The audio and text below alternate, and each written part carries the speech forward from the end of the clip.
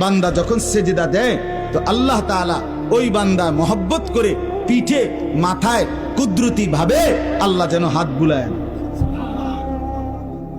হাত বুলায়, আল্লাহ যেন মায়া করে আদর করে। আনিস আসছো না, আমাকে সেজদা দিলা, আচ্ছা উঠো, ইরফা রাসাক, তোলো মাথা তোলো, বসো। তো বান্দা বসে, তো আল্লাহ তাআলা বলে আচ্ছা তো আর কিছু বলবা?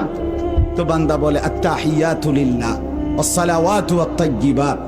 আল্লাহ বলে আচ্ছা আমার প্রশংসা করছো, ঠিক আছে, খুশি হলাম, আর কিছু? তো বান্দা এবার বলে আল্লাহুম্মা সাল্লি আলা মুহাম্মদ ওয়া আলা আলি মুহাম্মদ, মানে পুরাটা আর কি। তো এবারে আল্লাহ বলে মাশাআল্লাহ, আমার বন্ধুর প্রতি দুরূদ পড়লা, আমি তাতেও খুশি হলাম, আর কিছু বলবা?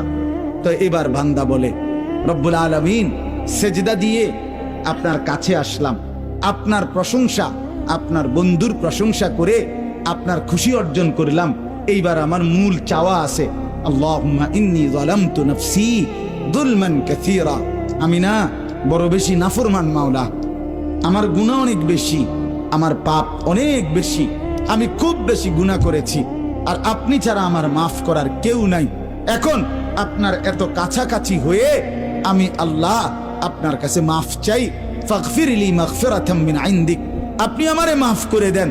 খোদার কসম, রব্বুল আলামিন বলে দরজায় দাঁড়িয়েও যদি কোনো দুনিয়ার কারো কাছে, কোনো ব্যক্তির দাতার কাছে, দুনিয়ার কোনো দানশীলের কাছে দুয়ারে দাঁড়িয়েও যদি কেউ হাত পাতে, সে তো তাকে ফিরায় দেয় না। আর আমি যার মাথায় হাত বুলাইলাম, মার পিঠে হাত বুলাইলাম, আমার এত কাছে আইনা বসাইলাম, তাকে আমি ফিরায় দেব কেন? যা তোকে মাফ করে দিলাম। এই জন্য নামাজের সালাম ফিরাইয়েই সে আবার হালকা আওয়াজের সাথে সাথে বলে আল্লাহু আকবার। মানে কি? আল্লাহু আকবার অর্থ হইল ভাই সাহেব, আল্লাহু আকবার, আমার আল্লাহ বড়, আমার আল্লাহ আমারে মাফ করে দিছে।